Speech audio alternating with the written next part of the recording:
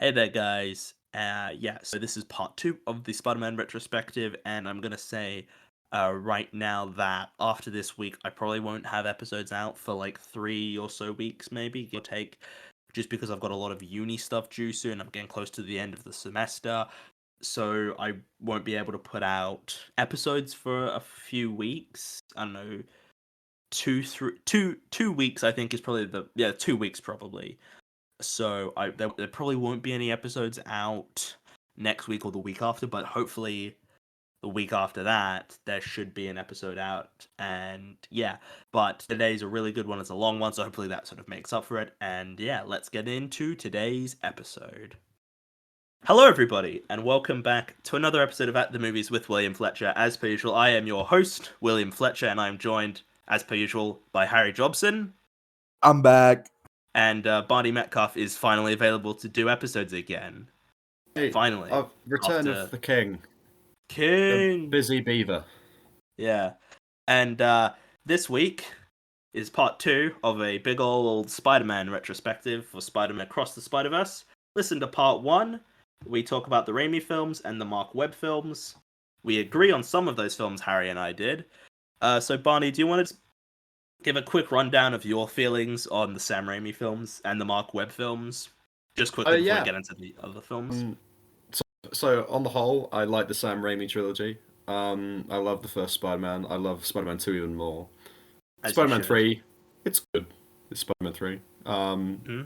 It swings, it misses. Sometimes it hits. You know, it's a mixed bag, but I don't dislike it. Basically what Harry and I said. We basically agreed. There you go. I might as well have not been there, which I wasn't. But the Webb films, I don't like the Amazing Spider-Man. I like the Amazing Spider-Man 2 more. Honest. What the fuck? I'm a madman. I'm a madman. That is weird. You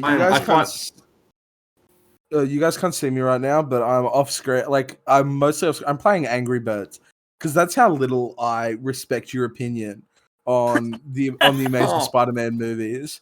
I think your opinion's valid, but when you're talking about Mark Webb's Amazing Spider-Man and you say that you like the second one more with the fucking hodgepodge that was the Hobgoblin.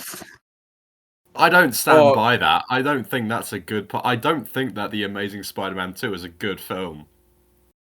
But you think it's better than the first one. The only thing that's better is that... And the first one insanely boring. The only thing that... The only thing that's better... Those birds are angry.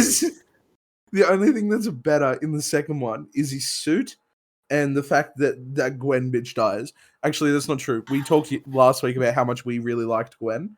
That's kind of why I like it more. I like the whole. We both agreed that Gwen was the better, was actually surprisingly good. And I've never been sold on Emma Stone as an actress. I've said this before. I haven't seen like all her big stuff, but I've seen her in La La Land, and I don't think she was that great in that. So what can I do? I do want to watch The Favourite because that could be something I like. She is good in that. She is good in that. But so yeah, Harry likes the first Amazing Spider-Man. Actually, what did you give it again, Harry? I think I gave it like an 8 or a 9. 8. I think fucking bad, 8 or 7. I actually think it's quite good. I really enjoy it. Quite literally, the people are listening to these podcasts. I have. Okay.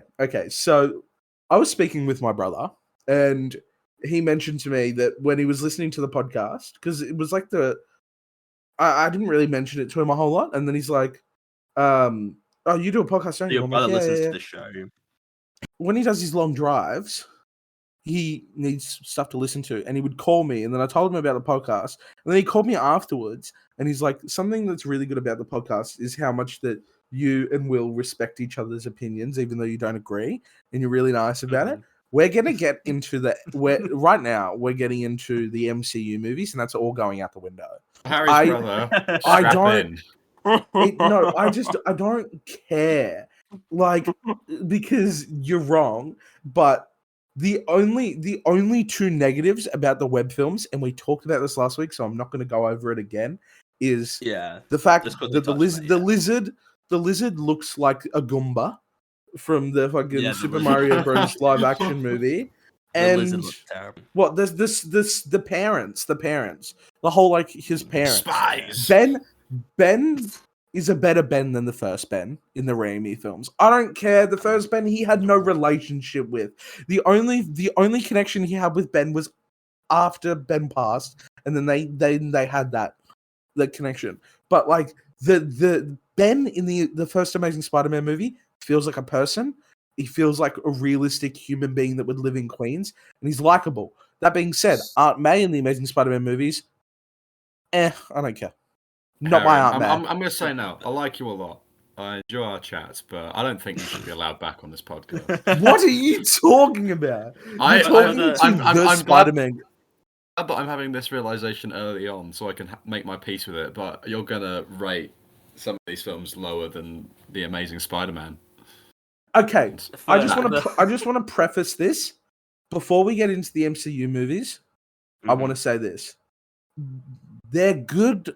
Okay, we're rating them on how good of a Spider-Man movie they are, not on how good of an overall film or how enjoyable they are to watch. Are they a good Spider-Man film? And then those other things.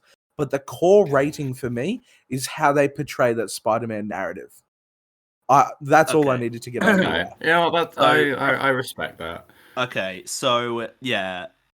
Okay, so before we get to Tom Holland, Spider-Man, I remember seeing that second Captain America Civil War trailer, and he was in it, and I was like, yes, this is...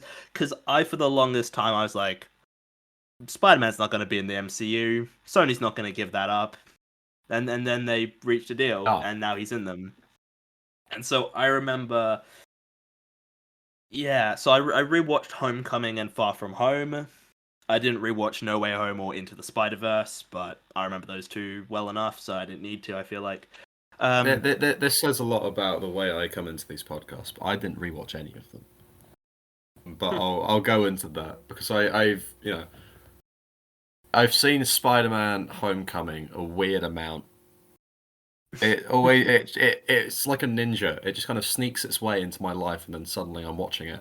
Not my own choice. It's just on. I haven't on TV, you mean, or like someone else's? Like, I'll be at a friend's house and I'll like go to the bathroom and I'll come back out and suddenly Spider-Man Homecoming's on. I'm like, oh, okay. I guess I have that with Into the Spider-Verse. Into the Spider-Verse is always on in my life for some reason. That and the Fast and Furious movies. I think I've mentioned it, but I've seen all the Fast and Furious movies without ever actively watching them. They've just snuck their way in. There is 10 of those movies, and you have never purposely gone to watch one. No. That's impressive. Yeah. That's insane. Yeah, so Homecoming, I saw it the day after it had come out. For all the MCU Spider-Man films, I've seen them like the day of release, or like the day after they've come out, so I'm like right on the pulse with them. So yeah, Homecoming, I rewatched it. Harry, you're not gonna like this, but I think Homecoming is better than the first Raimi Spider-Man film. You are an idiot. You are a scoundrel. I challenge you to a duel. Hey Harry, we're on the same team here. Will, what the hell, man? No, I want to hear what you have to say so I can pick apart every piece of it and make you feel small. The class used to be such a peaceful place.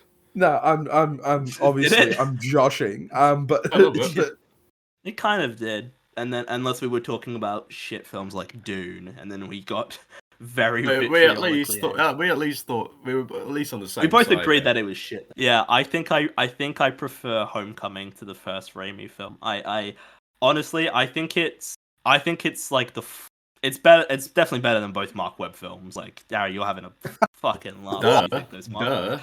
Like. Harry, I've just got to ask, are you biased towards Mark Webb? Because I know 500 Days of Summer is one of your favourite films. No, so there's no... You're just biased towards enjoying his films because of that? No, because I don't really enjoy the second Amazing Spider-Man that much. Like, there's not many directors that I think, even if they make a bad film, I'll stand by. Except maybe, like, Taika Waititi with the Thor movie. I understand that there's probably bias there. But otherwise, like... No, definitely not biased towards Mark Webb. I'll let you keep going, and I'm just gonna pull up my Google Okay. Keep notes because I have an old list that I want to find. So there are problems with Homecoming. I will concede it is not the best movie. I don't think it is. I don't think it's the Spider-Man film. I don't even think it's the best MCU Spider-Man film. But I think I got out of watching these films. I actually liked Tom Holland more. I was always like, on him, but rewatching Homecoming and Far From Home, I'm like, oh, he's like, I still think he's probably the weakest Spider-Man I that still we've gotten. I think. don't really know how I feel about Tom Holland as Spider-Man. Mm. Because I do think I think he plays the part well, but I think I might just turning on Tom Holland for like no good reason. I'm just like, oh, he's everywhere now, and I'm sick of it. Yeah, it's like Chris Pratt a few years ago. Chris Pratt was just in everything. And Chris Man, Pratt I still love is Chris in Pratt. I still love Chris Pratt.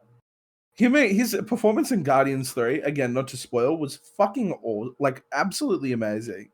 I saw thought he some. did really I well. saw something the other day. It was an interview with Chris Pratt and James Gunn. there's Karen Gillan and the one that plays Oh, Mantis. Karen And the Gillan. first Oh thing my where God. not now, please keep it in your pants. And it was like one of those who's most likely to things. And like who's most likely to Yes. break character.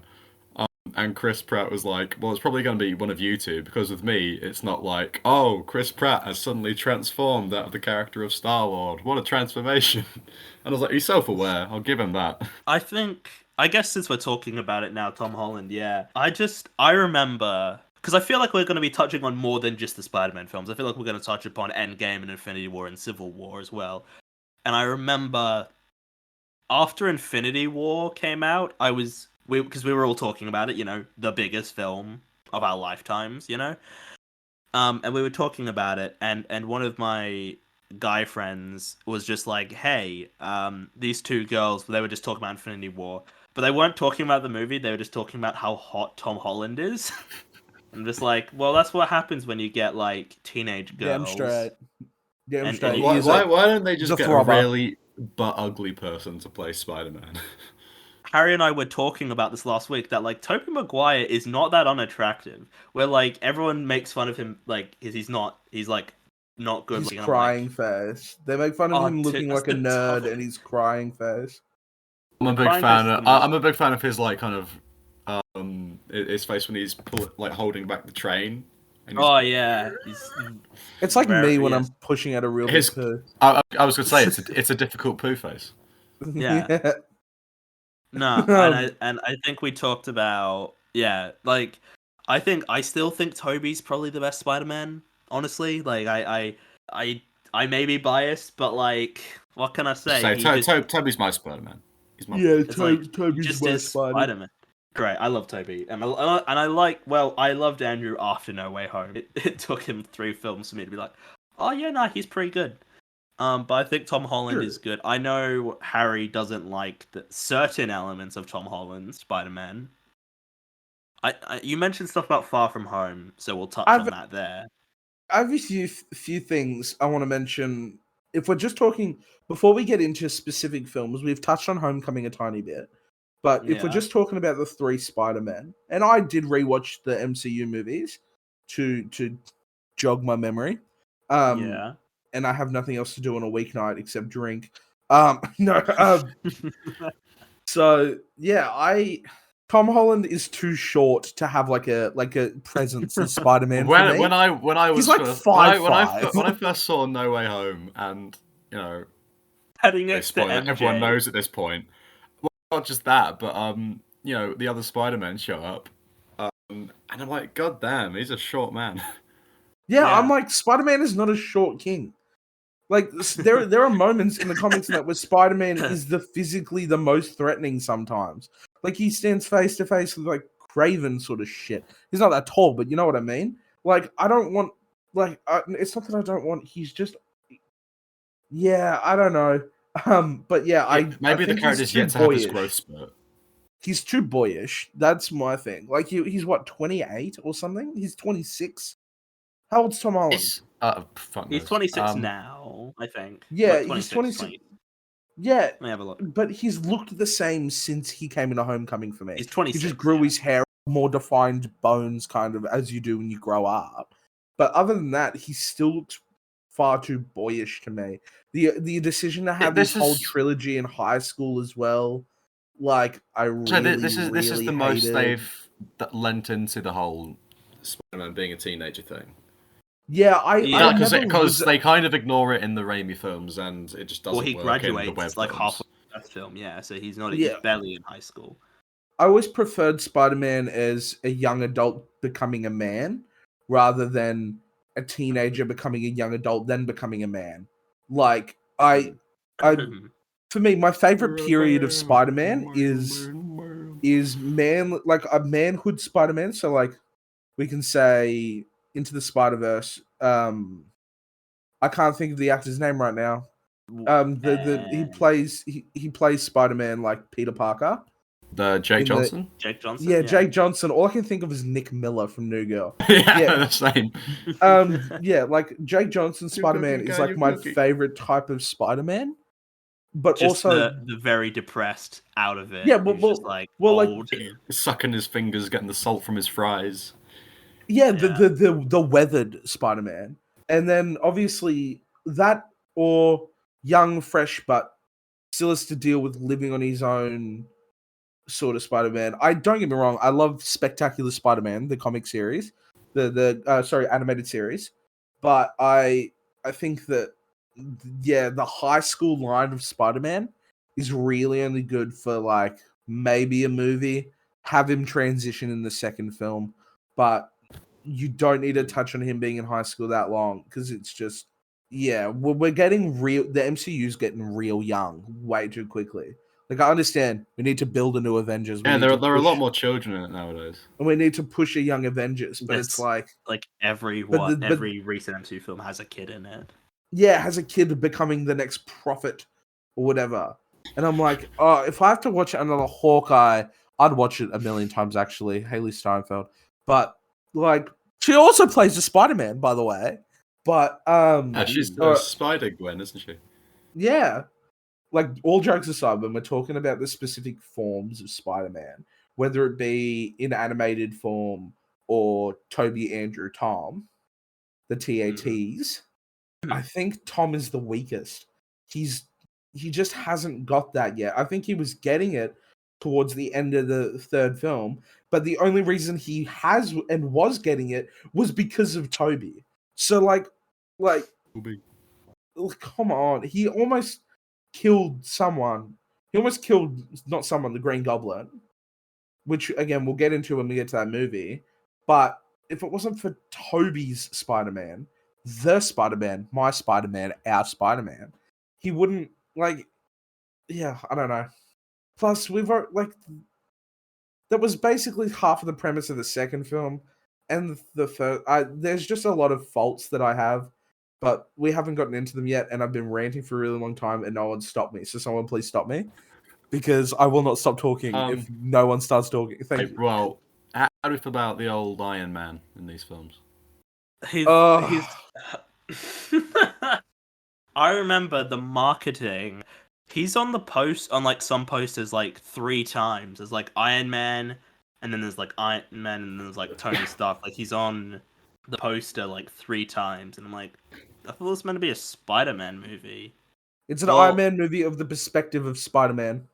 I mean, in general, I always like Iron Man in the MCU. Though I always think Robert Downey Jr. is probably the best in terms of the acting. I think Robert Downey Jr. is usually like the best part. I'd say he's the best actor, doing the best acting work. I've got a friend who gets very annoyed that he's in this film, but I think it makes sense for him to be there. I mean, isn't that the whole point though? Is that he is the mentor to Spider-Man? Like, but this friend was like, "No, I just want a Spider-Man movie," and I'm like, "Yeah, but we've gotten like 5 of those." Okay, this is where I interject myself. Oh no, he's sitting up straight as well. Oh, so God. yeah, I've become a little less reclined. It's a serious discussion.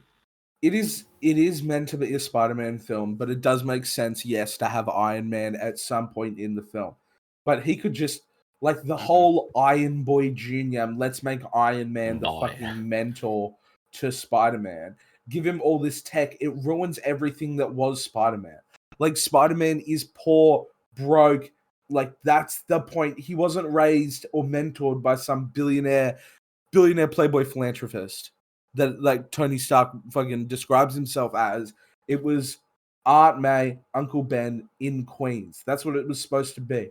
Spider-Man's not poor. Are you kidding me? He goes to a rich ass fucking high school. He has a lovely apartment. His Aunt May is really hot. You've got, like, it's really annoying. Don't diss It Aunt May frustrates in me. the Raimi films, okay? Oh, yeah, She but, pulls. like, I'm sure she definitely had a prime, but, like it's supposed to... Spider-Man is basement flooding, lights are broken, gotta go down and fix it sort of thing. It's not... You'll get your money when you fix this damn door sort of guy. Yeah, Sorry, you just made me think of the third movie where, like, they're eating, like, the what is it? They're eating a piece of cake. Cake? Oh, Yeah, it's so chocolate. cringe. It's so camp. It's so good. But yeah, you've given Peter Parker as a character way too much. Where he's no longer Peter Parker, but he is like a son to Iron Man, where it's like, okay, now he's not an everyman though. It ruins everything and anything that was the everyman factor of Spider-Man. And to me, it is worse than the Spy Parents, the Spidey Spy Parents, because at least the Spy Parents, like, they're dead. So, like, it's just like a side story. This is all of his character. Like, I don't know. It really frustrates me because it is very MCU, but it's very anti-Spider-Man. Well, I Yeah. don't see what's wrong with updating it a bit, you know? Because You can update it a bit, we've but seen Spider-Man being everywhere like a million times before. yeah, but that's because it's a quintessential core of his character. It's like the Hulk being green sort of thing. I'm fine if the Hulk's a different color. I'm not racist like you, but Yeah. But no, but you know what I mean? Like, oh, if we see the Hulk yeah, green I do, 1,000 but times, we know I the Hulk think you're is being green. very resistant to change, and I'm being, yeah, somewhat resistant to change, 100%. But also, when you change a fundamental core, if you made Spider-Man blonde, I wouldn't have cared. Like, but that's the type of change where it's like, it doesn't affect his character at all. But when you provide this, like, they're it's doing it's so different things with the character-defining. character. Yeah, that you can do different things with the character, but No, it's they no can't longer the because same character. you'll lie down in But your chair and go after them because online. it's not the same fucking character. This is not Peter Parker. This is just someone who has a hot auntie who also happens to be like, not that we have to see the origin. I'm really glad that we didn't see the origin, actually. I don't think that we should have to see it. Well, we did after the third movie. That was kind of his origin story. But, like, the spider bite and stuff, but not having that, I fully understand. We've seen it before. We know what happens.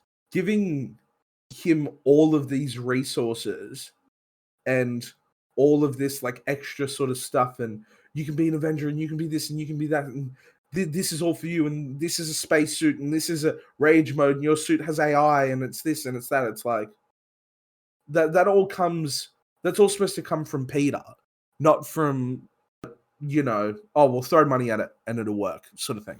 Am I the only one that gets really annoyed that everybody in the MCU has to be like a genius? But Peter isn't just everybody in the MCU. He's the most popular Marvel character, I'd say, of all time. He's also like 16 years old. Yeah, and a genius. Why can't we have a character? why can't we have a? Yeah, I know, but it's still irritating. Why can't we just have a Spider-Man who gets bitten by a spider and he gets really annoyed because it gets in the way of his wanking schedule? You know, We could, and that would be portrayal of me. Spider-Man. But that's not like that is probably a very realistic portrayal of Spider-Man. But and we got some of that with the joking in the third film, where it's like, oh, does it only come out of your wrists, or does it come out of anywhere else too? I don't know if you guys got into this, but it does my head in that he's got like robotic web shooters. Because if he's been bitten by a spider, probably he'd be able to produce He his should own have- web. Because That's Yeah, we talked about the organic web shooters. Otherwise, what fucking powers does he have? strong. He's got strength. Yeah, He he's can got the walk Spidey on sense. water. Are spiders known for being strong? Do No, spiders have yeah. like a predictive sense like that? Spider-Man, yeah. This will not be Well, Spider-Man. It should be like Hoodoo Voodoo Man or something, you know? No, I think the spider sense is like supposed to be a representation of really quick reflexes that the spider has. But that being said, like spiders are also like pretty intelligent. Like I was gonna trackable say it's things, not. but that's also Spiders don't get like they're not just wandering down a web and then suddenly their hairs stand on end and they're like shit, like someone's got bug spray. You know? Yeah, I think there's this thing in the Spider-Man lore. It's called the web of what Nice. is it called? It's the web of destiny or something. But the World Wide Web. No, but it's this it's this sort of like ethereal like flashpoint. You know how there's like with Flash's character he has the speed verse or whatever it's called. Where he goes mega fast and things. Oh no, where he harnesses his power and it protects him from destroying everything. Oh, I don't know enough about comic books. William, do you know what I'm talking about? No, is that How? No, I don't. But yeah, so like it's the Flash has this thing where it's called like the Speed Verse or the Speed Force. The Speed Force maybe. But it's this like ulterior dimension that protects him from destroying everything around him. Spider-Man he's basically his own version of that, which allows him to like fathom pretty much any other power possible. It's in the wiki, but I'm looking for it now. You guys continue and I'll find it. Okay. No, yeah. So we touched on the whole organic web shooters, and I'm like, that's fine. That's a change that I think is okay. But it's crazy how many people get upset when people make changes to Spider-Man's character. I like how we've often talked about the films criticizing Harry. No, it's just people always go on about Tom. Precious about how it. Accurate, yeah, and I mean it's the same with Batman and Superman as well. Like these massive comic book characters, and yeah, I think it's kind of silly, unless it's something fundamental like Batman should not kill. I mean, Superman shouldn't kill. Fundamental. It's something fundamental about Batman's parents dying, sort of thing, and him like that being, you know what I mean? Bruce Wayne's parents get shot out the front of the theater. That's something that's fundamental to Bruce Wayne's character. Would you say? Superman coming to Earth as an alien parents. That's something fundamental to his character. I think Spider-Man being completely like independent, sort of like there's a few things that I think are fundamental to his character of Spider-Man that makes Peter Parker and Spider-Man. Otherwise, it would just be a different character.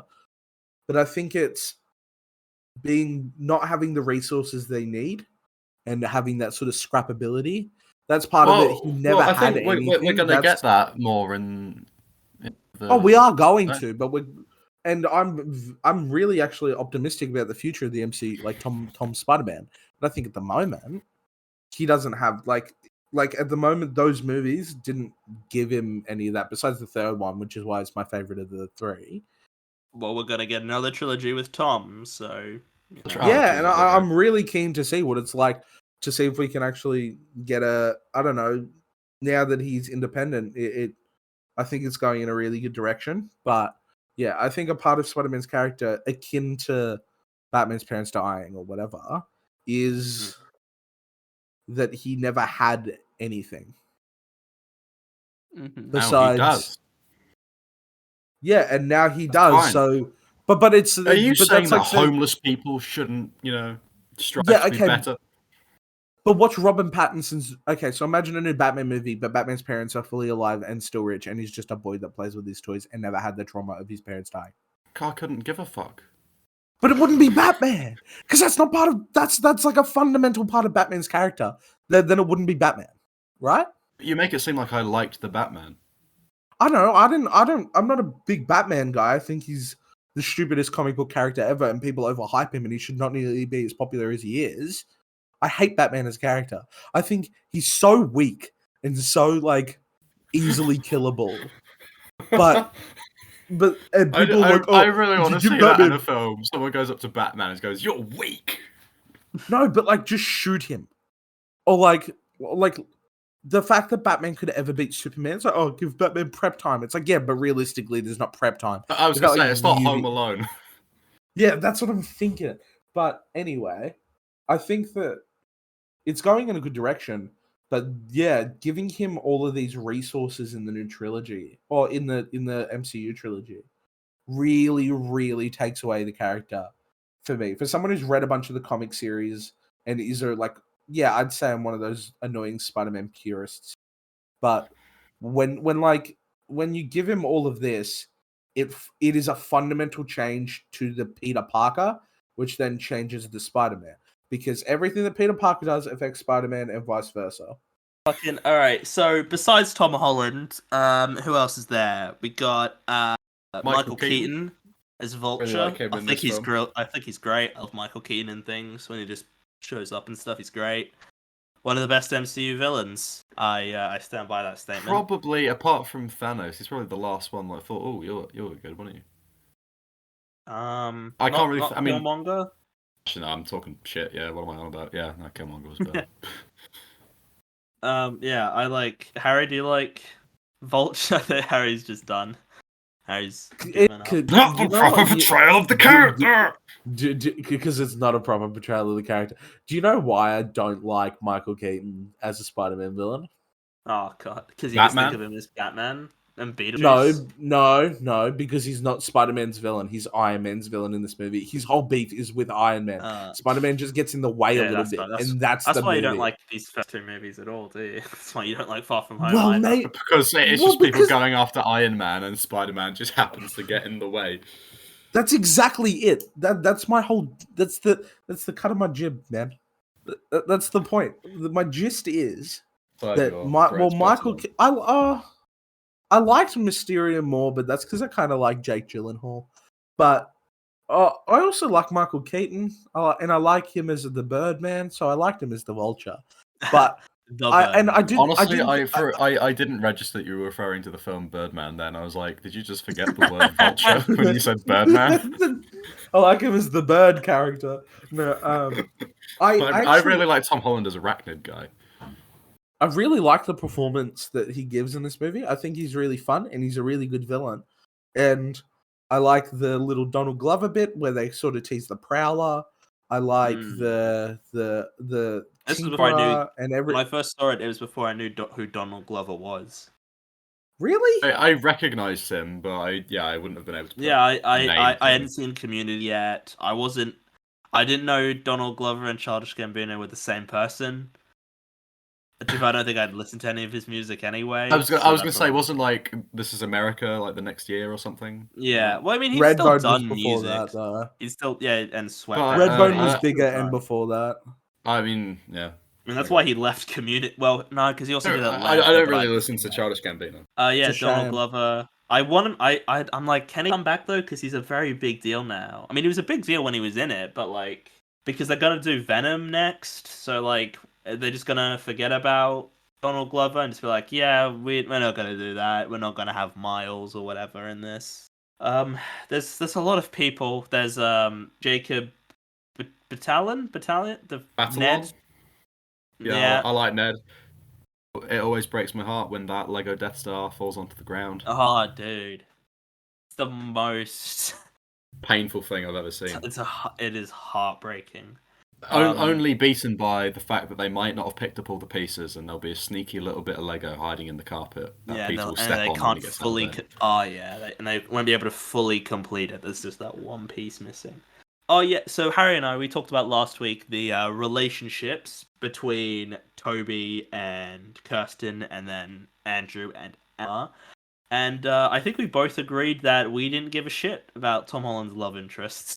We did not. I mean, the one in this. I don't remember her name in this. The Michael Keaton daughter, Liz. Yeah, and going on to MJ, I don't even understand why they want to be with each other in this. Well, he thinks she's hot, and then guess she thinks he's hot. Yeah, okay. Like, Yeah. is that it? Is that just She- it? Like, She's I the was gonna hot say, girl, and if you he's the can, nerd. if they want to do that, just sell me that these are just two horny teenagers who want to fuck. But they don't really. It's very like, cause yeah, Harry, we talked about how like I think the Toby, Kirsten, the Peter MJ stuff in the Raimi films gets very overhated. yeah, I agree. I think it's like, look, MJ's not a great written character a lot of the time, but like they have chemistry, you know, like Yeah. they work as a pairing. And then I don't know if Harry agreed with me, but I was like, yeah, Andrew and Emma, they're just really cute.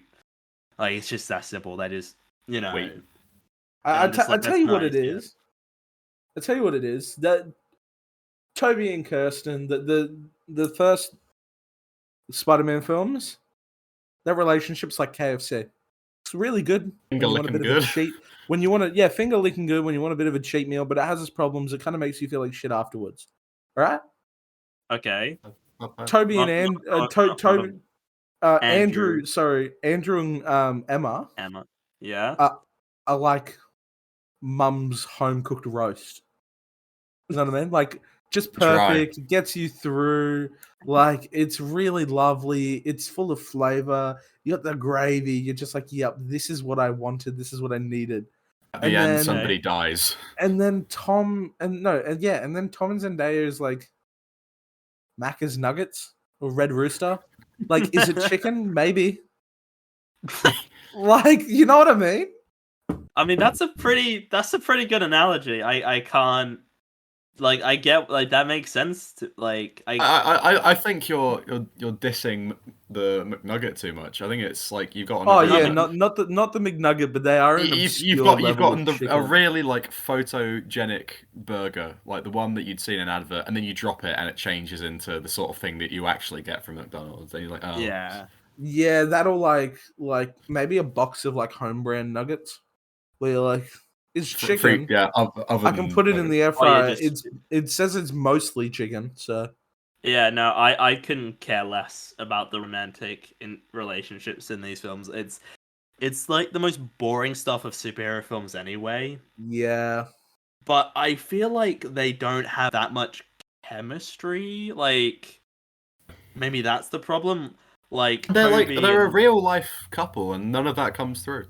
no, Yeah. it's so weird. And like, cause you know, Andrew and Emma were dating for like 4 years, and you feel that like watching them Oh, in I those buy films, them as a they feel like an actual couple, you know, and Toby and Kirsten to a lesser extent, I think. But it just is like, I get like they need to have a romantic thing because that's just how these movies are. But it's just sort of like, just do it better.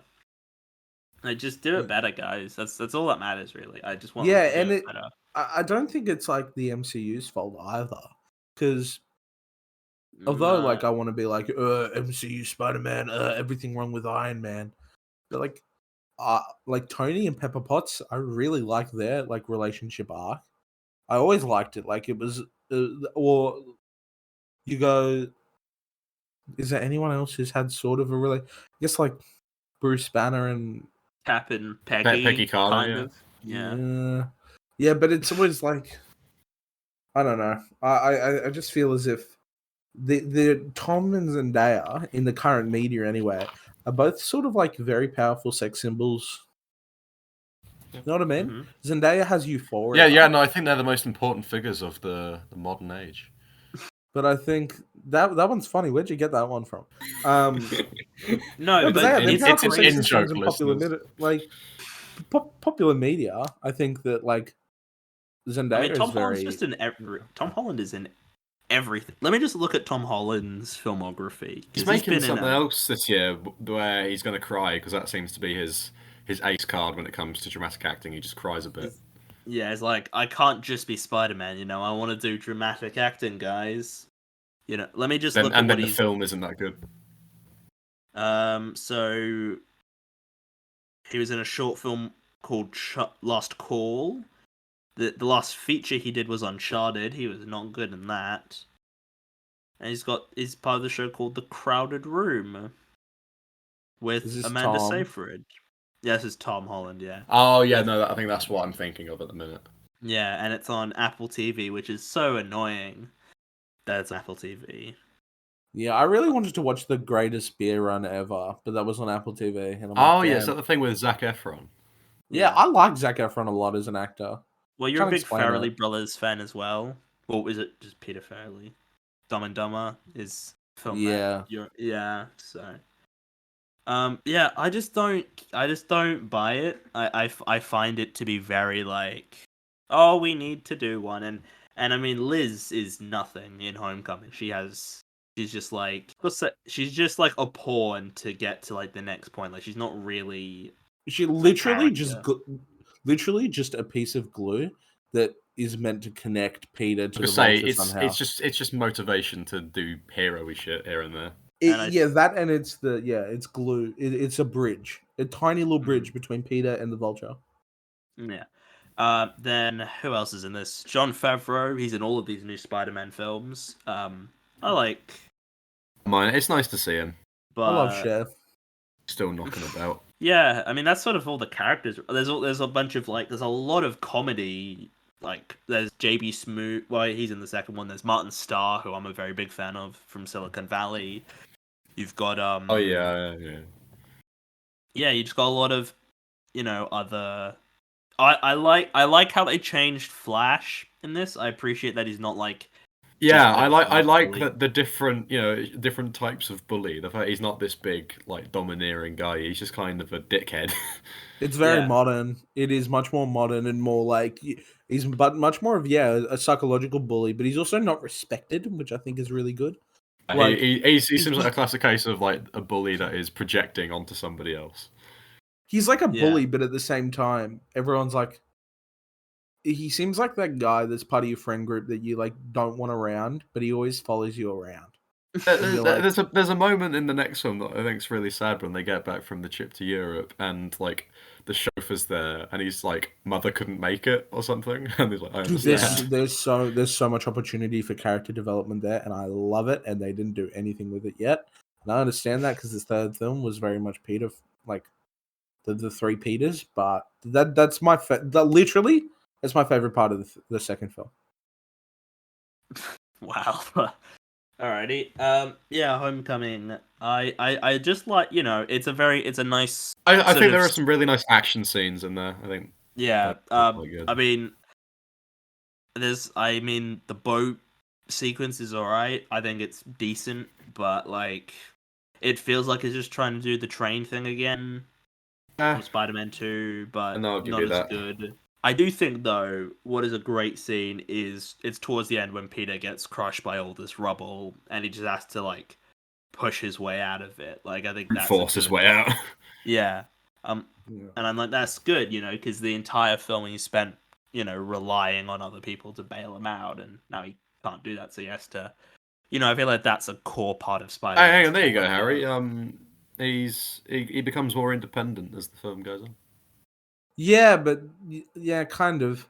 I think I don't hate the first. Like I don't hate Homecoming. I don't like. I enjoy watching it, but I don't go like I'm This not is a gonna great sit there film. I'm not gonna sit there going, oh yes, I can't wait to go down and watch a Spider-Man movie. I'm like when I'm watching an MCU thing or something that I'm like, yeah, I like the performances in this one, I'll watch it. And I Mhm. think that's it for me, is I don't enjoy it as a Spider-Man movie that much, but it's not as worse as its sequel. Without Far From Home, I'd probably rate this one lower, but yeah, I think that it does what it needs to do, kind of. I think a big part, and I know I've talked a lot, whether it's been cut, hopefully it's been cut, about like what defines Spider-Man as a character. But Mhm. I think what is important for any character ever is the consequences of their actions. And I think that in this one, he gets bailed out a lot from Iron Man. Mhm. And I wasn't the biggest fan of that. Yeah, Like he doesn't have to deal with that the is act. a part. It's a part of the film. It's intentional, kind of Oh, Or- there is the scene. The best scene is after the bit where, after the cruise ship scene where Tony takes the sort of tech away from Peter, and he's dealt to he's left to deal with the situation by himself. Consequences of his actions. Yeah, well, he's left independent and has to do it himself. Besides, like, the help from Ned. Done that yourself. Also, really, I think one of the better jokes in the MCU is when Ned's sitting in the computer lab and he's like watching porn. Watching porn? It's a simple thing. It's low hanging fruit, but I do think that's funny. Yeah, but I don't hate Ned as a character either. I think that he has really good chemistry with Tom, and I could really believe them as real life friends more than I could believe Toby and like Harry. I agree. More than more than I could believe. I can't think of his name right now. Thank God. James Franco. Yeah, James Franco. All I had in my head was Jon Favreau. I'm thinking about Chef. Tobey Maguire and Jon Favreau. But yeah, James Franco. Like and then Andrew and his Harry. It just doesn't exist. So I like Ned really. I like him a lot as a character, and yeah, that's sort of my piece on it. Yeah, I buy their friendship a lot more. I mean, is there a lot to talk about in Homecoming? I don't really have that much to say. I think that it's a very watchable film. I've seen it enough times, and I'm not really that bored of it. When I do, find myself watching it again without my will or desire. But yeah, I'm happy to move on. What do you rate it? I'd give it an 8. I think it's very good fun. I know Harry's I can see him lurking there in the corner of his video. He's an angry lad. He's an angry lad. I just want to touch on 2 more things before I give my score. Michael Mando is in this film. I was going to say, is it him? Yeah, it's I can Michael never Mando remember. in it. And Nachito. Probably my favorite scene in the film is when Vulture figures out Peter is Spider-Man. And they're in the car together. Yeah, that's a really good scene. That's really great. I actually think that works quite nicely as a twist. Vulture is Liz's dad. Yeah, I think that's quite good. I don't mind that as a plot twist. It's arguably it's a bit cheap, but I don't mind it. I think it works. Yeah, no, I give Homecoming an 8 as well. But I think it's I still think it's better than the first. A rebuttal from Harry. No rebuttal. I disagree with your scores, but that's I'm going to be talking a lot on these movies because I care about the characters so fucking much. But yeah, The Homecoming is okay. It in my list at the moment, my original list, which I still stand by, it is out of the 1, 2, 3, 4. Oh, you did a ranking 5, 6, 7, 8, 9. Well, I'm just counting the Spider-Man movies. We have 8, 9, including the animated movie. It is the 8th best movie. I'd give it like a 5 or a 6. Oh, that's not that surprising, to be honest. Wait, sorry, this is the 8th best of 9. Oh, that's so very harsh.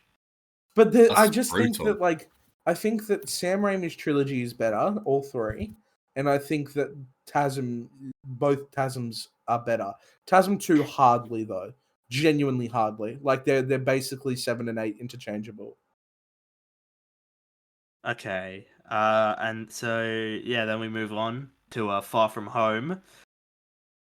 I like this post Endgame. Post Endgame, yeah. Post the biggest film of all time.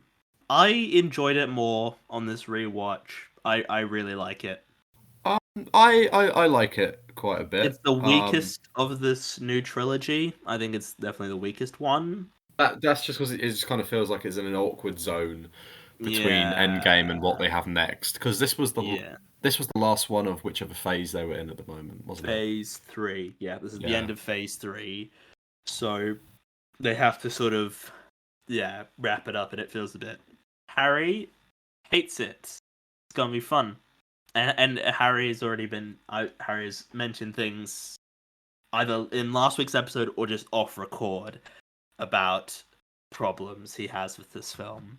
But I feel like I shouldn't let him go yet because he's just gonna rant for 10 minutes and we won't be able to get a word in. So we'll have our no. I'll space it out. We'll have the cold logical discussion, and then Harry can have his tantrum in a minute. See, that's the thing. I'm happy to space it out. I don't like you guys like going. We'll let him rant for 10 minutes because then that separates my argument. I want to be in the conversation. Okay. So okay. That all comes down to you, bud. Well, let's have a reasoned discussion. Okay, Harry. You hate it. What is like the part about this film that you hate like the most? That like really pisses you? What is the reason why you don't like it? If you had to like, sum it what up. is like the main thing that gets you about this film? It feels like I'm watching like iCarly or Drake and Josh. That's what this movie is to me. Do you know what I mean? Like it just has iCarly slaps though. iCarly is a banger show. iCarly's a great show. Switch it up on a bitch. But it's not like it just feels.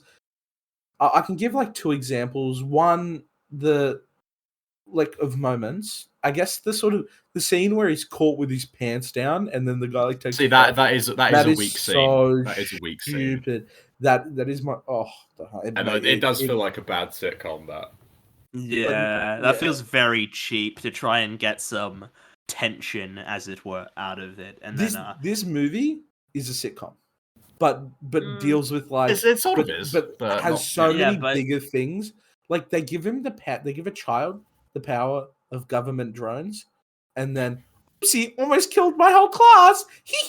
Like, where's the consequence of that? It feels like a high budget sitcom movie where like the characters go on holiday together and then hilarity ensues. Yeah, but I think the that's a good example. Killing your whole class because you accidentally ordered a drone strike on a guy you kind of don't like because he's flirting with a girl you kind of do like. Like, I don't know. It just isn't. It's not good. Like, and then having that be played off as a joke, I think, is a bit like not. It's it's stupid to me. But that's to sum up, it's very childish and cheap. This whole movie. That's how it feels. I think it's entertaining stuff, but I can see where you're coming from. It feels very, I don't know, it's small, I guess, for the MCU. Yeah, which I kind of like. There are these big fight sequences and stuff, but all of the kind of in between bits feel a bit. Yeah, I quite like that it's a smaller film, and I'm perfectly happy to watch Peter Parker and co doing teenage stuff. Yeah, but it just hurts that they wasted the character of Mysterio on this thing that really means nothing until the only bit that really means a lot in this film is the very end. I said, it feels like it's a bridge towards what they want to do next with the character. Although I don't dislike all the kind of what will I do without Mr. Stark stuff, but at the same time I feel like they don't touch on the consequences, and this is a kind of criticism I have on the whole of post-Endgame films. They don't really do anything to tackle, the blip and the fallout of that. There's kind of like a 5-minute, not even, like a little bit at the beginning where they kind of talk about it, but I want to see that film about Peter Parker having lost like 5 years of his, readjust. I feel like with the shows, we definitely get more of a look at the effects of the blip. Like, yeah, but I want to see that in the Marvel Cinematic Universe. Yeah, in the film. No, we don't really get like none of the movies really deal with it. Falcon and the Soldier, the Falcon and Winter Soldier, I think deals with it quite well. Sort of the effects of how it's but I understand But yeah, I think this is probably one of the weaker. I think this is on the lower end of Spider-Man films. If I was to put them all in a ranked order, I would probably put this in the lower half. I'd put it over the 2 Garfield films, and I put it over Spider-Man 3. Can I ask I why? think that's as far as it goes. Because you guys have asked me why I don't like these movies. Why do you guys like this specific? I think they're more entertaining and they're better written, I'd say. they're amazingly written, but I think they're better written than the Garfield films. I think they're not trying to do a million things at once and set up like they sort of have like this is the plot this is the story we want to tell, and then we'll sort of tell the story. They're not trying to be like, oh, we need to set up Sinister Six and we need to set up Black Cat and we need to, and it's not that. It's just Spider-Man. It's Peter Parker in high school and the hijinks that ensue. I think also, like, yeah, I think the writing helps. I think the villains also. I mean, I guess if we want to talk about the villains, Mysterio, I think is a very They're much. They may be. I think Mysterio could be seen as a bit wasted, but I think he's better utilized in general than either of the or any of the Garfield I villains. think Mysterio works really well. Like it's I kind of appreciate how petty his like I his enjoy want that. for revenge. I'm always a fan of characters just being petty I like and petty characters. and like wanting revenge for the pettiest reasons. Like I know Harry, you're not a big fan of that in this sort of case. I don't think. Yeah, I understand. Again, this is also another case of it being an Iron Man sort of problem that Spider-Man's dealing with. That I don't love. I really prefer Spider-Man to sort of deal with his own villains that have a connection to him, not to someone that he like. He feels like he's fighting mutual villains, but not his villains. Like they're like mutual friends. Plus, in this movie, I do like don't get me wrong, I do like the whole hijinks ensue. I just think that the way they could have done it better without making it about government drones killing his class, or you know what I mean. Just sort of like because I don't If hate they the little made that hijinks sequence and feel a bit parts. more, if they found a way to connect that more to the main story rather than just kind of stopping the film for, oh, Peter presses a button which causes trouble, sort of stuff. No, I just think that bit there is a bit more serious than like what it's given it. Like I don't think that almost killing your class is like a hijink. Like, ooh, yeah, oopsies. But I would love to gosh. see Peter. I'd love to see Peter more have that. Yeah, have that high school hijinks where it's like, I gotta go be Spider Man, and then has to leave a situation awkwardly, or like have that without having the.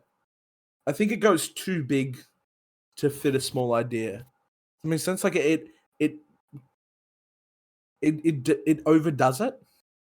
But Like you think yeah, like you think it's sort of trying to find a way to like establish certain things, and the way it's going because they need to establish sort of the glosses control these drones, and they do go about it in an interesting way.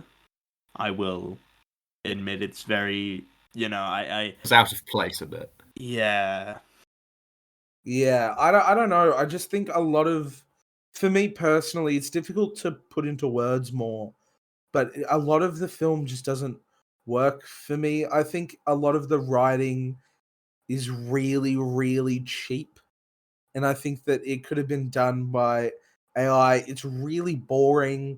I genuinely like and I think when you said that like it's got better writing than both the web films, I think it may be the second web film, but even then, like I definitely think that the Amazing Spider-Man blows this film out of the water. Like this film is because it has the quirks, right, and it has the hijinks, and but it also has like intimate moments and deals with consequences and seriousness as well.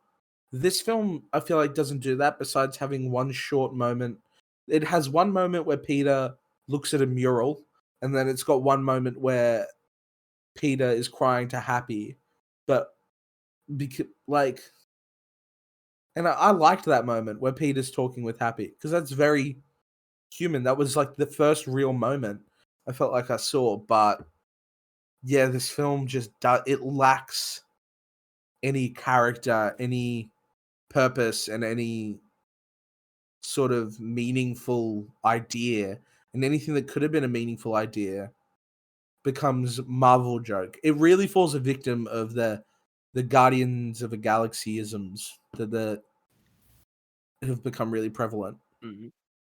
I think the MCU humor at times can be a bit grating. I think you need good writers involved. I think this is the weakest of the three films, and I mean the writers of this wrote Community. You know, they were writers on Community. And they amongst other things, but Community is probably their best work, I'd say. Yeah, As Community writers. is awesome.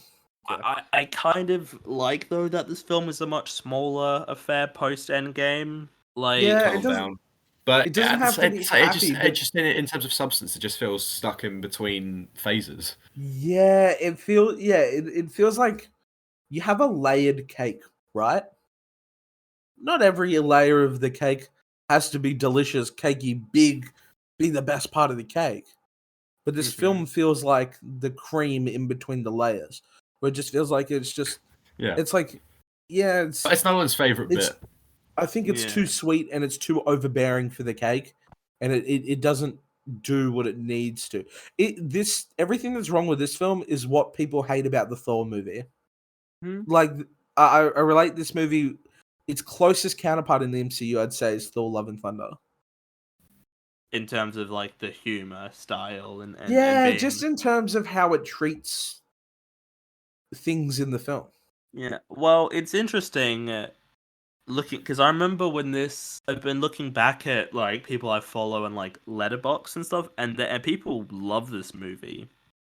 Like I'm looking. Someone here This gave one it was. I remember when it came out; it was quite popular. like someone here gave it a 9 out of 10, which is very bit much. I think it's a solid MCU film. It just isn't quite. I don't know. It just feels like it's kind of missing something that Homecoming had. Like, Yeah, I think I I agree. I can't put my finger on what it is, but I do agree. It's character. I mean, I don't think Peter's as interesting this time. I kind of find it a to say that bit- he's got more stuff to deal with, I think he is you less know, interesting. and his whole arc is, flipped, Now he doesn't want to be an Avenger after spending all of Homecoming wanting to be an Avenger. I think that, which I don't mind as like a concept of like, oh, he got what he wanted and now he doesn't want it anymore. Like, I really like that idea. I just don't think it's that engaged. I think, and I find the sort of teen angst where he's like, oh, I want to ask out MJ or whatever. I don't find that engaging. Like it when it was with Toby, it's like that was interesting and engaging. I wanted to see It the. meant a lot, yeah. But this is just sort of like, oh, it's another girl he likes now, because that's it. I think that's the other thing is those other two, Maguire and Garfield. There's a consistent through line of the love interest, whereas in these Tom Holland ones, there's been two love interests, which in theory shouldn't be that much, but it's like I kind of think you need to have them be sort of a consistent love interest throughout instead of just, I fully understand where you're coming from, and yeah, I'm not nearly as uppity and emotional. I've really tried to lay it back for this movie because this movie is the one I probably have this film. Sorry, is the one I probably have the strongest opinions on, or the most altering opinions on. But yeah, you guys are basically saying what I'm saying. Just I believe in it a lot stronger than you guys do. It's less of an issue for us. Yeah, it to me these things just weigh more to the character and to the film than it does to you, which is obviously why you guys like rate it higher. But I think I'm really keen to get into No Way Home. So what I'm going So to I think that's when we'll be up again because we'll just be like, oh, isn't this movie so great? I'm happy to move on to that now. Yeah. So what I'm gonna do is give my William, go. I was just gonna say, I was very annoyed beforehand. I was like, if Mysterio is not a villain, I'll actually be disappointed because Mysterio. Because I was like, there's no way he isn't the villain, right? And they're trying the marketing and all that. I'm like, he's surely gonna be the villain. If he's not, such a waste. And but he is the villain, and Yeah, I think he's a good villain. And J.K. fucking Simmons is in it in the I post-credit was gonna say scene. he's what I've missed in these films. He is in them, And but he's not in them as much as I want. yeah, and I like that. J.K. Simmons he's just not as good though. I mean, I guess first of all, I give Far From Home a very weak 8 out of 10. A weak 8 out of 10. No, I'm Yeah. the same 7.5 from War. Okay, well, there's just Oh boy. Okay. All right. Here we go. okay. Let's Firstly, kick I off. just before I give my rating, I do want to give a shining light of the film. Hmm. Peter losing And his where sort of Ned talks about his Spidey, fruit cobbler. losing his spider sense, and then like getting it back in that scene, so fucking awesome. I love the Hmm. scene where he like gets it back because that like if I could just watch that scene and that was the whole movie, fine. I really like the scene where he's like tripping It out because is Mysterio's messing with him. this movie I for do me love those is sequences. Yeah. Where if Mysterious we go. fucking with him. Yeah, it's brilliant. I love that Mm, stuff. if we're gonna talk about, I'll put it into Rotten Tomatoes for you. This movie's certified dog shit. I give it like a 3 out of 100, maybe a 0.3 out of 10. It is so bad to me. To me, I understand this is my personal opinion, but no, 3 out of 10. Okay, Oh personal my opinion. god. It's a strong That's 10 three. times better than you just said it was. Yeah, I know. I was being hyperbolic. Oh my god. But like out of 10, yeah, 3. It's like I'd rather watch the Lorax 1,000 times than this movie once. Oh, But Jesus Christ. Just because of what it does to my beloved character.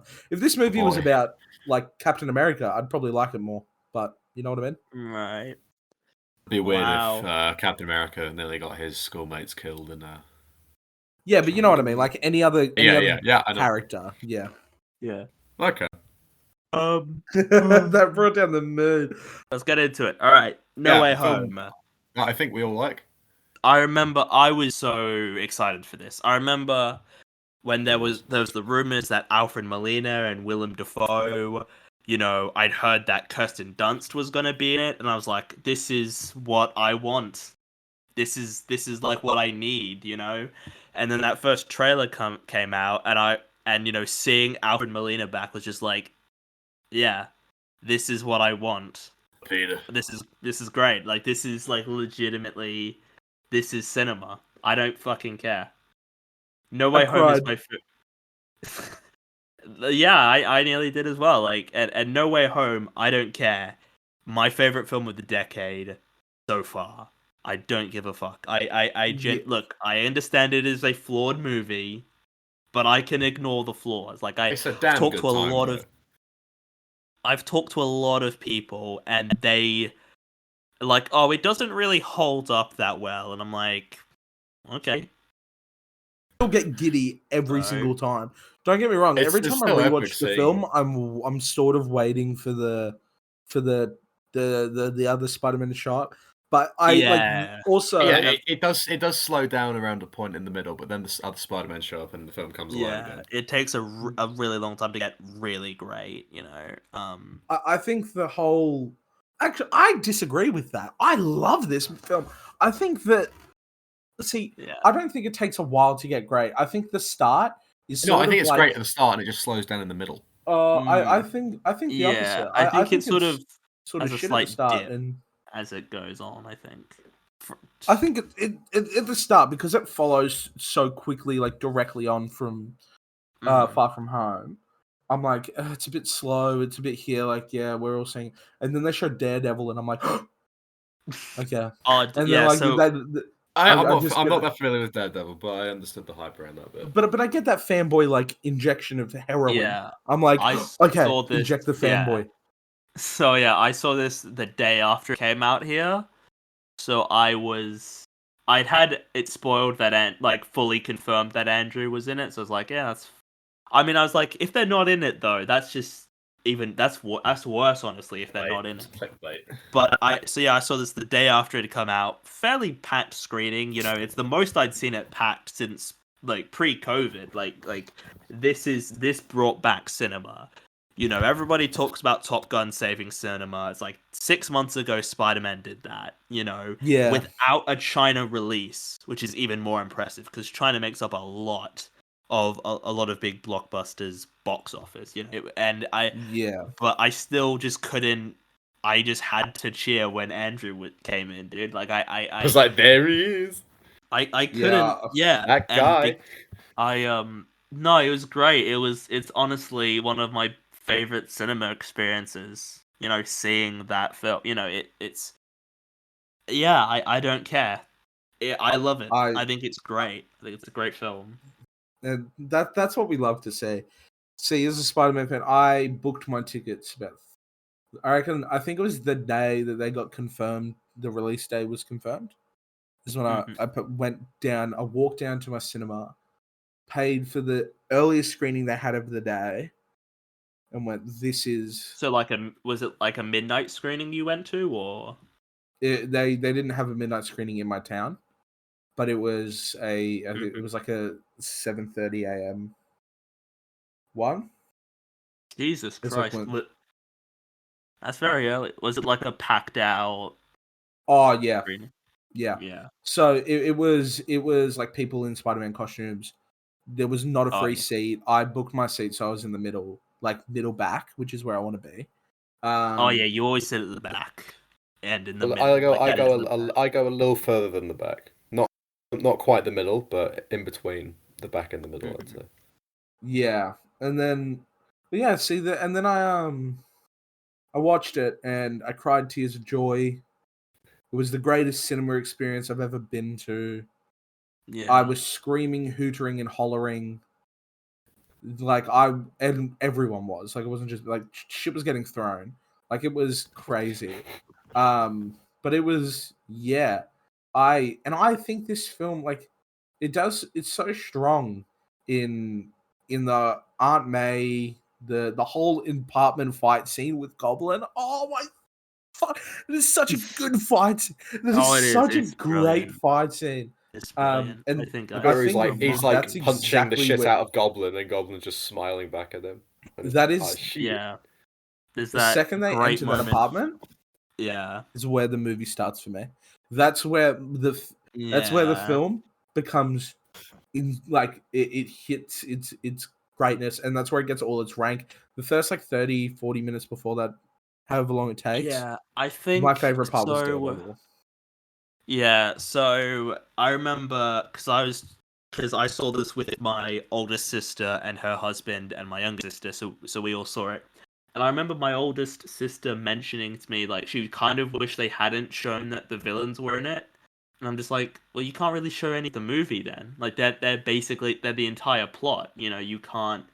And honestly, I'm surprised they hid Toby and Andrew that well because they're in a lot more of the movie than I thought they would be. Like they're like the last Yeah, hour of the movie is crazy how and much in they're in every it. scene.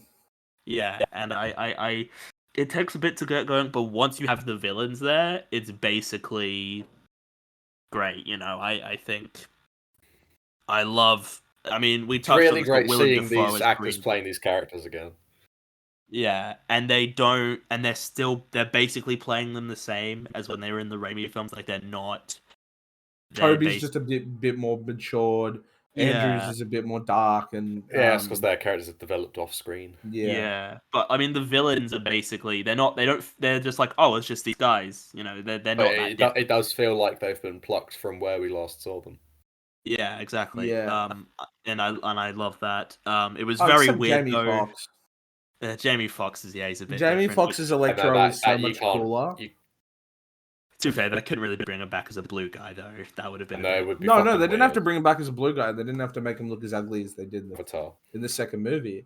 But I Yeah. think the only difference, I mean, with the Lizard and Sandman, most of the clips are from the fucking movie, the other movies anyway. Exactly. It's like Sandman is it's like just sand the entire time because they just Um, couldn't get those actors on set to which I get. I get that like COVID definitely made things harder. I was kind of hoping that maybe we could have had like Topher Grace as Venom or something yeah. or like am I missing? Well, we can't have James Franco. We can't have him back because of That would be. I guess I Topher think- Grace would have been the only one they could have gotten back, really, because they don't. There's like no way they would have brought back James Franco. Like, this just is way too problematic now. I wouldn't have cared. So before we get into the Spider-Man, like the Spider-Men, because I think that's the strongest part of the film. I just want to talk about the post-credit scene in this one where Venom leaves a bit of the symbiote or whatever. Danny Rojas or something is knocking about. Yeah, I really I wish remember that seeing- wasn't the end credit scene, and I really wish that the end credit scene was just literally the end credit scene was someone looking up at a screen and seeing all like the news of the 3 Spider-Men or whatever, like the broadcast, and then he sharpens his blade on a leather strap and it's Craven. That's all, like this hunting knife. That's all I would need. End credit scene. Like that would have, because I think Craven is one of Spider-Man's strongest villains. Like as a character, besides like Doc Ock, Goblin, like, and even Venom. But yeah, I just think like that Eddie Brock Venom thing didn't make any fucking sense. How can he leave a piece there? What? Doesn't all of the like? I don't get it. Yeah, that's a bit weird. I think if you really try to analyze this film, it doesn't hold up really. But like, There's a lot of logic in there that doesn't quite. Yeah, but it's just kind of like that's fine. Euphoric.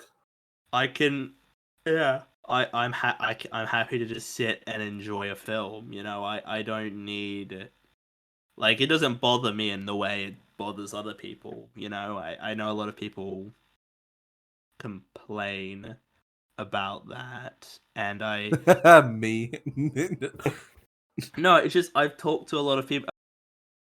I mean, they hate me, so there's no point in trying to engage them because they just think Marvel's terrible anyway. And I'm just like, well, Yeah. I find it's such a lazy talking point that Marvel is, you know, not good. It's like it's just very lazy. Like Have an original idea. Yeah, you know, but if I say that to people, then I'm a dick. You know, like you can't really win. Like I think that people, you know, I think the people. And it's weird how even people who don't like Marvel love the Guardians films. And I'm like, they're good. They're not the best of Marvel, but for me anyway, I think they're good. Yeah, No Way Home. It just like it was just nice to watch a fairly optimistic film. You know, like a fun time. You know, For the fans. I don't want to just be sat there watching a 2.5 hour depressing Oscar drama. You know, like because I've seen No Way Home technically 3 times. I saw it twice in the cinema. The second time I saw it was because I'd seen Dune, and I was like, well, that's kind of boring, wasn't it? I don't want to go see a different movie, another movie now. And then I technically saw it a third time because my parents started watching it, and then I recently just watched like the first part of it because I missed that. No Way Home just really was what I wanted. It gave me what I wanted, and I think that's okay. You know, I think movies should be allowed to do that. You know, I don't think every movie needs to be doing something, you know, incredibly unique or anything. Like I'm happy to just watch a film that is fan service, you know. Like fan service can be okay, you know. My biggest problem with this film is that there wasn't a big enough like deal about the entrance of Toby and Andrew. I think that, the fact that moment in my when life, you watch it without the audience, yeah, but it's like, but that moment, like that will forever be a very massive moment for a lot of people, is just in Ned's nan's house.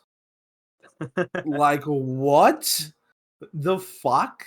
To me, that just feels really like, I don't know. It just doesn't give them the respect they deserve. But really, that's my biggest gripe. This movie to me was one big jerk off session. Like, I was so happy. I was euphoric for the second half of the movie. Just could not wipe the smile off my face. There was a very slither of a second where it did when Toby got stabbed, and I was like, I swear to fucking God, if they kill Toby, if they kill off my boy, I will. I was so concerned. I was like, please don't you kill Toby. Oh, And no, then just don't. and then I was like, no, he'll be fine, right? He's Spider-Man. He's not just gonna die from a stab. And I was like hyperventilating. And then the entire crowd like gasps. And then he just goes, no, I've been stabbed like multiple times. And then I'm just like, oh, thank God. Yeah. Oh, thank God, my Yeah. Toby Woby. They I killed just Toby. I mentioned Yeah. something that I got annoyed about when this film was coming out. It's in the bit Mhm. where I think Andrew Garfield shows up, and like they throw some bread at him, Yeah. and people were like, "Oh, that was improvised," and people were like, "Oh my God, what a brilliant comedic mind!" And I was like, "What? What? Yeah, what? just kind of threw some bread." Yeah, I'm Yeah, like, that's you not that want clever. It's not a yeah, particularly clever joke. Whole yeah, thing, but I just got annoyed. yeah, I've I seen don't better think it's a bad. improvisation. I don't think it's a bad clip. I think I'm like, And no, I enjoy the moment, that's but I kind don't of think we should be giving people like massive props for just throwing some bread yeah, at yeah. somebody I think Yeah, Andrew no. also responding with, "I do have the tingle thing, just not for bread." for bread. Like Yeah, I'm like, yeah, that's good chemistry, but it's not. Yeah. like the I'm bread like, thing Oh was yeah. yeah, Andrew genius, Garfield in this film is fucking incredible. Like, really good. The bit where he catches MJ, that was a oh, that was really just well like I done was just moment. watching this, just like, oh, this is gonna be it, and then just that moment where he just has to take it all in. I'm like, this is great, you know. And I'm like, if you don't It's get a a good bit, payoff several years yeah, later. if you don't get a little bit choked up while watching that, there's something wrong with you. Like yeah, it's a legitimately wonderful bit of emotion. You know, Andrew Garfield is a phenomenal actor. I've said this before. I think he's the best the actor. effects look dog shit, but other than that, like, a very good The moment. Them effects, landing, yeah, them landing. Oh my lord! I it was feels, watching yeah, it's a Spy bit. Kids 3. It felt like I was watching Shark Boy and Lava Girl. I was like, the fuck is that? Like, I could do better than that. Like, give me Windows Movie Maker 7. I could do better than that. Uh, uh, but no, other than that, I mean, I'm not going to criticize them because they gave me what I needed, and Yeah, and it came out at the right time for people too. You know, COVID, Yeah, it definitely. was a big problem. You know, people were just like, you know, and then people went to the cinema, and for a lot of people, they saw their childhood hero or heroes, I guess, in some cases, if you want to be, you know, on screen. You know, and mm, that's what I took from it, like that. This I may never see Toby as Spider-Man again, you know, and I may never see Andrew as Spider-Man again, you know, and I yeah, get one last film with these two. And I mean, I hope I do want a Spider-Man 4 with Toby. I do want that to I want a happen. Spider-Man 3 with Andrew. I want more. Just plug more Spider-Man into my body. That's Yeah, all and I need. I'm I do want another Spider-Man film with Andrew because I think with the right writer, Andrew could fucking kill it. You know, I Oh mean, this yeah, film alone proves that he can work as Spider-Man, and I really loved it. I still do. I still think it's a great film. I do really appreciate the ending that everyone just forgets who Peter is, and it's a nice sort of reset to his character. And he's oh, and he gets the suit, and he's independent, and he builds his own sewing machine suit, and he swings around at Christmas time. It brings me so much joy. It makes me so happy to Thing is, see just what him so sad and alone and broke and yeah. desperate. Makes me so you're a happy. freaking sadist, man. It's just what he needs. Yeah, I really loved that ending for the film. I really hope that the next Tom Holland, you know, Spider-Man, I want him, you know, to be doing that. You know, maybe he works at the Daily Bugle because that's just what Spider-Man does, and I think that'd be great. But yeah, no, I love it. I love No Way Home. It's a 9 out of 10. I love it. Honestly, one of my probably one of my favorite films ever. Honestly, like no Yeah, hyperbole. I genuinely love it. I don't love it as much. The more I've thought, because I was talking about this last week. I think I do prefer Spider-Man 2 now because when I saw No Way Home, I hadn't seen Spider-Man 2 recently, so I was like, I don't know which I prefer, but I definitely prefer Spider-Man 2 over No Way Home But it's a 9 out of 10 for No Way Home. I stand by it. Look, I respect that opinion. Again, out of the 9 that I have here, I think there has been 1, 9. 2, 3, 4. Yeah, I think 9. It's 3 Raimi, 3 Holland, 2 Garfield, and Spider-Verse. Yeah, out of the 9, I believe at the moment it's 5th for me. 5th. Wow, But that's quite low. but arguably I have not really, like, they're all really close to me besides Far From Home. Like, they're all like within, and Spider-Man 2. But I have the Raimi films have such a tight grip on my balls. Like, it is whether it's bias or not. You like if it is bias, it's bias. But that's just my ranking. That being said, Mhm. and I think the first little bit of this movie and the way they also treat, like, I love the final act and like the second half of that second act. Oh my god, it's bellissimo. But yeah, I think it brings it down for me a little bit, but I still think it's like a 7.5, 8. I think it's better than the TASMs. I thought you were gonna give it like a 9. No, I mean, I do love it, but I just think the first brings it down. Plus, I have to also put it into perspective of the Raimis. Yeah, no. And the Into the Spider-Verse. And also, I know it's not a Spider-Man movie, but the Spider-Man PS4 is also ranked in my rank as a game because as an overall to be narrative, fair, that is maybe like, the best Spider-Man story ever. I mean, I've not really got anything different to say. I'm a big fan. I haven't seen it since the cinema. I do want to revisit it. I'm just excited that he's living by himself when it's set at Christmas, so I'm hoping that the next one's called Spider-Man Home Alone. I reckon you have to get rid of the home title, surely. I feel like, yeah, they'll have a new naming convention for the next 3, I think. Spider-Man Home Alone 2. Because he's in New York. Lost in New York, yeah. Yeah, Spider-Man Escape to Africa. No, I think that it'd be quite... Yeah. I think I'd give it an 8.5. So Into the Spider-Verse, Barney, I know you're not as big a fan as everyone else seems to be. Yeah, I was gonna say I'm not a fan. I've already covered Into the Spider-Verse on the show, so I've already given my thoughts. Is it because of Gwen? No, I don't know what it is that I don't fully connect with like other people. It's definitely Gwen. I like the film a lot. I enjoy it a lot, but because Into the Spider-Verse, I did not see this when it was in the cinema, and I kind of regret that because I mean I love this film. I think it's the best Spider-Man film, honestly. It's in my top 3. It's in my top 3. I think it's the 3rd. But for a Spider-Man film to break the hold that the trilogy has, the Holy Trilogy has on me, yeah, it is something really special. I think it's just as good as the first. It could really easily be my second favorite. It just depends on what mood I'm in. And I have a bit of a more bias towards Peter Parker because that's the character I grew up with. But that being said, yeah. I've read a lot of Miles' stuff, and I'm really beginning to love Miles as a character, and in the games as well. But yeah, this film, and the Jake Johnson Peter Parker, and it's so funny, and then it's just so good, and you've got Nicolas Cage in it.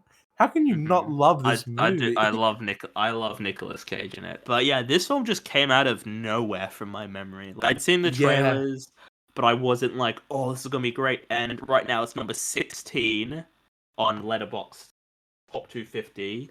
It's got an 8.4 on IMDb. It's universally regarded as one of the best films of the 2010s. And I love it. I genuinely can't really fault it. Like I think it's a great. I mean, as a massive fan of Spider-Man, it does give me there's lots of references and fan servicey stuff, which I appreciate. I like that for Spider-Man. I am kind of worried this new one might go a bit too far in the opposite direction and be just fan service and not really have like definitely that vibe. But I can't really fault Spider. First of all, the animation is fucking amazing. Like it is some of the greatest animation that I honestly think has ever been put to screen. Honestly, like Sony did an amazing fucking job. And I know that like because animation, Harry, I was talking to a guy recently about animation, and he was like, animation should just be for kids. Oh yeah, I think you mentioned that to me. That Yeah. makes me so viscerally angry because you disregard like a lot of the DreamWorks trilogies and movies that are so fucking great. Like the Incredibles movie, which I don't think is just for kids. There's a lot of adult themes in that it's about struggling with. I mean, certain... and my point was that like there's a lot of good animated films that aren't like, you know, Anomalisa is not for kids. Yeah, you know, Grave of the Fireflies is not a kids. Plague Dogs, yeah. I mean that's a film. I still haven't seen Plague Dogs, but isn't that just dog torture at some point? Like there's just very brutal things. There's a lot of animal abuse, yeah. Yeah, you don't want to show that to kids. You know, I think animation as a medium is so unfairly shit upon by older people. Yeah. Older people are more, but I think it's disappointing when you meet younger people who hate animation. You know, this guy I was talking to, he's just like, oh, I could just make a Pixar film in like 24 hours using like Unity or whatever the fuck. I'm like, bull fucking shit, you could. Like, animation is so tremendously hard to, but it's such a good medium because it is so perfect for comic book movies. Yeah, I think animation honestly is a better way of telling stories. I feel like because you can do whatever you want in animation. You know, live action you are restricted to a degree. You know, like now we're CGI. getting CGI can only take. But that's animation.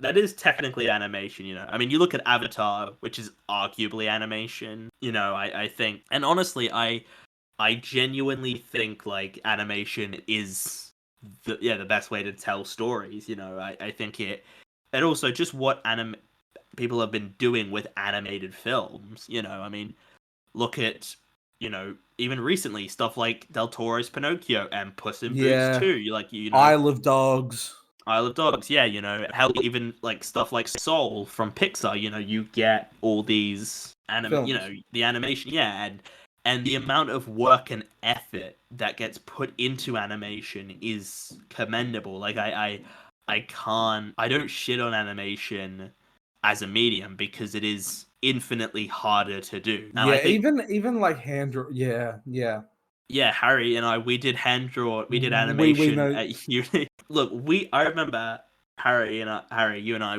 we were just trying to draw circles, and it was taking us 20 ages to draw like this. And 20 attempts to draw one circle. And our tutor was like, you know, it doesn't need to be perfect. And I'm like, it fucking does. You know, it was just this. It was so arduous. It still needs to. It doesn't have to be perfect, but it has to look like a fucking circle. Exactly. Like, because we're animating a ball running or ball bouncing or something. Yeah, exactly. And I think animation is great. You know, I would love to work in animation, except it's so time consuming, and I don't know if I have the patience for it. But I respect. I definitely don't have the patience for it. I'd get so angry. Yeah, like. But I respect those who go into that field because it is a very long, you know, it's a very difficult, you know, job to get into. But it's great, you know, and I think Spider-Verse, yeah, it's a great film. It's where is it on my list of my favorite animated films? It's on that list, definitely. Yeah, it is. Honestly, I adore this film. I'm so excited for the second. We would be here for another 10 hours if I wanted to talk about everything I loved about this fucking film. Yeah. I'm just going to mention a few. Yeah, sure. Because I've given my thoughts already in the past, so I'll let you two talk more. Because yeah, I wish I liked this film more, but I don't know. I've seen it twice now, and there's something I feel like I'm missing. Like, is there like a specific thing you can point to, or do you just don't? No, I just don't know. Yeah, I like it a lot, like I said, but I don't think I just love it as much as other people. So Into the Spider-Verse is my 5th favorite animated film of all time. So I'm not going to say where it is on mine because it's going to be much lower. This is probably my favorite animated film of all. Second, maybe.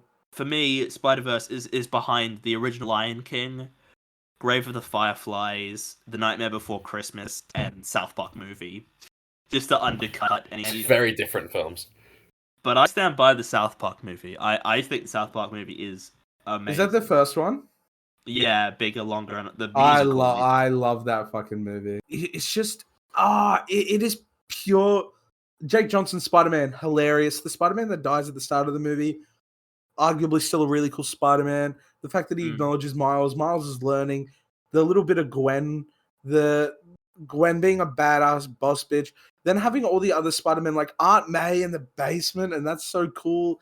It's a really good way of like modernizing it, but it's still something he's built. Yeah, I don't know. I really can't fault it. Nick Cage's Noir. You got Pork. Spider-Man Like, are what is barely it? in it. The other Spider-Man. Yeah, not really, but they're There's not not a really whole in it. lot. But the Prowler bit. Oh my god, that's Yeah, so powerful. I love I think the thing with the spider people is they feel quite defined though, and they're not in it Yeah. a lot, but they feel like fully formed characters, you know, like they Yeah, that bit of Yeah. like, for the last 10 years, I've been Spider-Man. This, and now you have a Yeah. character. And I'm like, that's so well done. Yeah, and they've all got their like comics, like, oh, here's how, you know, it's got Spider Ham and all that. It's just like Yeah. it's very quickly explaining who they are for an audience who doesn't know, because a lot of the audience probably doesn't know who the fuck some of these versions are. I definitely did not. I didn't even know that these were real things until I then. the I the knew of only one I Spider-Gwen hadn't heard of and was Miles the Japanese, the anime one. anime. Yeah. I know the Spider Pig one because Peter Porker. Yeah, I've heard. But he's been I've around for heard ages. yeah. But I Someone? do have to appreciate the attention put into the animation in the film. I guess the thing I'm most on board to get with the hype and praise it for. Was it so?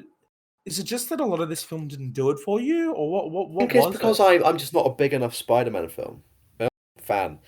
I mean, you're not a big superhero fan in general, though. Generally speaking, I do like superhero films, but yeah, you wouldn't speaking. Like, you know, in the way of like you would consider like them like 10 out of like certain films 10 out of 10. You know, it's always sort of an 8 out of 10. I think my only 10 out of 10 superhero film is Unbreakable, and that's not a traditional superhero film by any stretch of the imagination. Barely count. I mean, it counts, but it's not the same. It counts, but it's not a definition. It's not of me the genre. giving Infinity War a 10. I think even outside of this movie though, like you've got Post Malone, which is one of the biggest streaming artists in the world. I think he has one of the most who I don't like.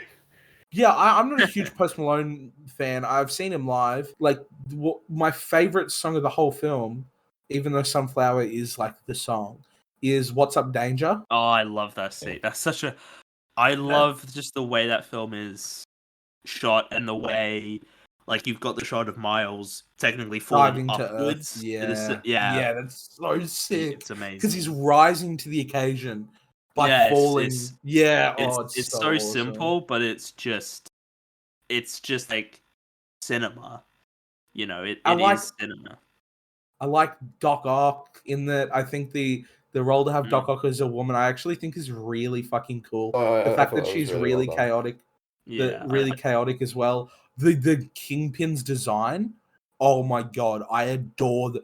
How it's just rectangle hilarious. With a little head. He's a box. I think the voice acting, like across the board, is pretty great. You know, I Shamik Moore as Miles, I think he's really good. You know, Jake Johnson, as we've mentioned, Haley Steinfeld. You know, Jake Johnson's the one that I'm particularly like. Oh, he was good, but yeah, I like the whole. Like Mahershala Ali Prowler or something.